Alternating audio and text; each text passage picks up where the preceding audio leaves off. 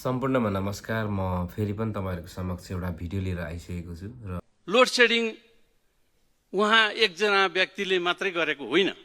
तत्कालीन समयमा load shedding अन्त गरेको श्रेय भारतलाई जानुपर्छ। मेरो भिडियो चाहिँ रहनेछ कि आज जुन एउटा संसदमा माननीय ऊर्जा मन्त्री दीपक खड्काले दिनुभएको एउटा मन्तव्यमा रहनेछ र आम बुद्धिजीवीहरूको भनाइ पनि The guy who took us दलले जति जे भने पनि हैन, I've said this before in this podcast as well, SLC मैनबत्तीमा दिएको मैले अनि हैन, अहिले आएर Tihar is right around the corner हैन, र माथि गएर एक्जाम्पल दिन्छु। स्वयम्भू माथि कहिले काहीँ हुन्छ नि हैन, तिहारको दिनमा हैन, एक दिन पछि गए पनि हुन्छ हैन, माथि गएर त्यो 6 बजे हेर्दाखेरि नि जब त्यो बत्ती देखिन्छ नि काठमाडौँभरि हैन, त्यो यत्तिकै आउँदैन थियो होला। तपाईले के देख्नु भएको छ जुन मैले देखेको छु लोड सेडिङमा म त literally I used to cry. बोइङबाट फ्लाइटमा आउँदा राति छु त मैले विदेशी पाइलटले this is it's like a what hole is this? It's a dark hole we're coming in भन्थ्यो। खाली एयरपोर्टको टिटिक मात्रै देख्थ्यो के अन्धकारमा आएर अन्धकारमा छिरेर एउटा एयरपोर्ट मात्रै ल्यान्ड गर्नु। एयरपोर्ट पनि त्यतिखेर अहिले जस्तो कहाँ थियो र सेन्ट्रल लाइट पनि थिएन, के पनि थिएन के हो। अहिले आइसकेपछि के थाहा छ, मैले कुलमानलाई सधैँ नमस्ते गर्छु। कुलमान सर तपाईँलाई फेरि पनि आज नमस्ते गर्छु। I have always bow down saying you know now when I कम।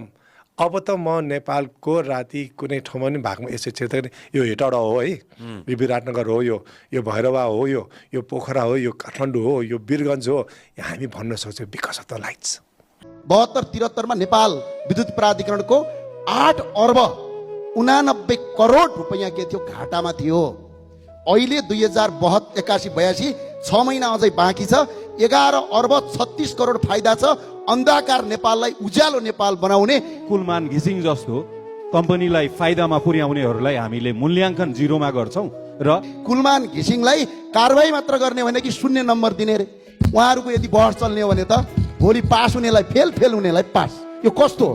त्यसैले सरकार यो 103 जनाले कहिले पाउँछ, उसको 35 वर्षको योगदानको मूल्याङ्कन कहिले हुन्छ? कुलमान घिसिङलाई हटाउने जुन प्रपञ्च यहाँ गरिँदैछ र मन्त्री परिषदको निर्णय हुँदैछ भन्न सुन्नमा आएको छ। विभिन्न बहानामा आफ्नो कार्यकर्ता भर्ती गर्न पाएन भनेर उसलाई हामी निष्कासनको बहानाबाजी गरिराखेको छौँ। कुलमानलाई लखट्यौँ भने हामी हजारौं कुलमान लिएर आउनेछौँ। यदि कुलमान घिसिङलाई हटाइयो भने नेपाललाई अन्धकारतिर धकेलेको भनेर ठानेर सडक र सदन दुईटैबाट आवाज उठ्छ। यसको यदि भोलिबाट यो तस्करी रोकिएन भने म गृहमन्त्रीज्यूलाई 0 नम्बर दिन्छु।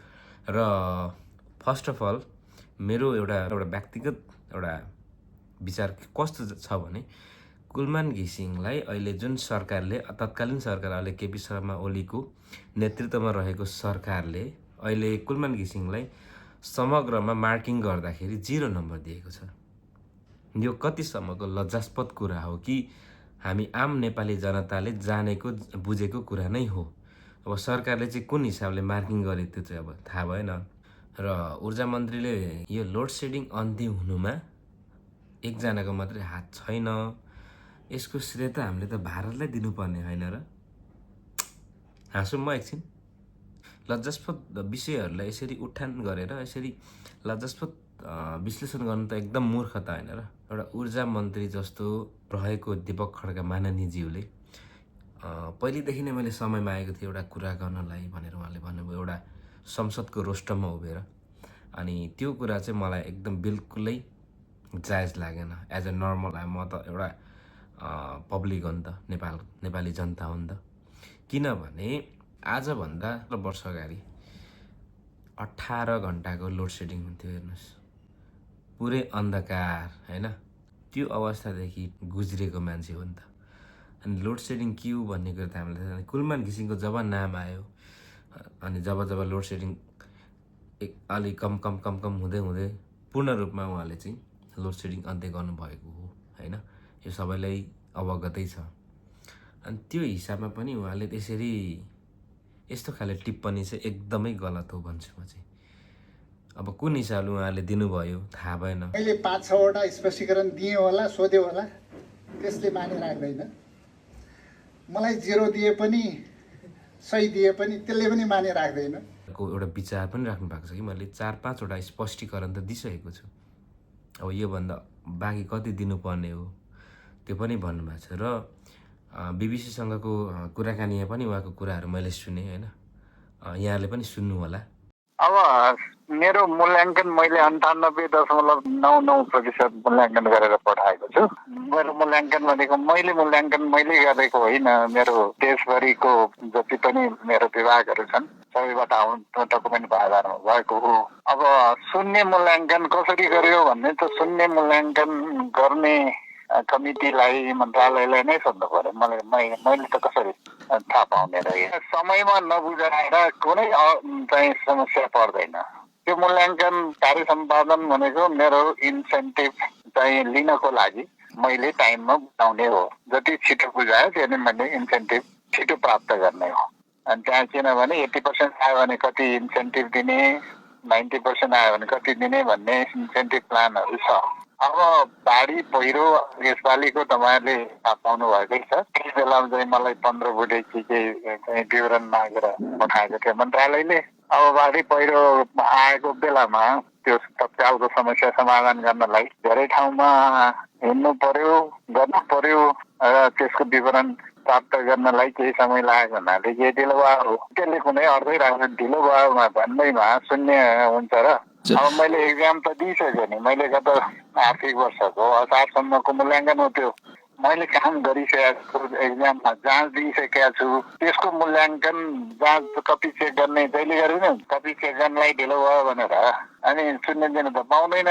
त्यो हुनाले मेरो गत सालको मूल्याङ्कन जहिले चाहिँ गर्दा पनि हुन्छ। समग्र रूपमा अडियो सुनियो होइन। अनि त्यस पश्चात तपाईँको संसदमा जुन हिसाबले उहाँको पक्ष लिएर बोल्नुभयो, यस म पनि उहाँको पक्षमा लिएर बोल्छु। यसरी 0 मार्किङ कुन हिसाबले गर्यो त्यो मेरो क्वेसन छ सरकारलाई होइन। उहाँ त एउटा नेपालको विद्युत प्राधिकरणको त हिरो हो यार। आई अलवेज सल्युट हिम, कुलमान घिसिङ होइन। अब बाँकी कुरा फेरि पनि सरकारले एकचोटि यो विषयलाई चाहिँ मनन गरिदियोस्। कार्यकाल सकिए पश्चात सरकारले सम्मानपूर्वक विदाय गर्नुपर्छ उहाँलाई।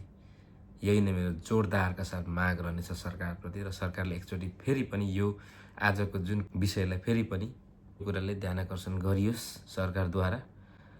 र माननीय ऊर्जा मन्त्री दीपक खड्काज्यू लगायत मन्त्रीमण्डलले यो कुरालाई फेरि पुनर्विचार गरेर पुनः उहाँको मार्किङ 100 दिनु होला भन्न चाहन्छु। Thank you so much. जय देश, जय नेपाल।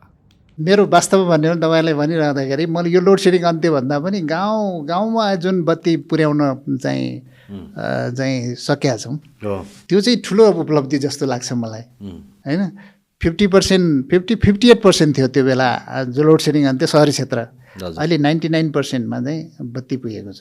त्यो ठुलो काम हो। यति म्यासिभ इलेक्ट्रिफिकेसन भएको छ।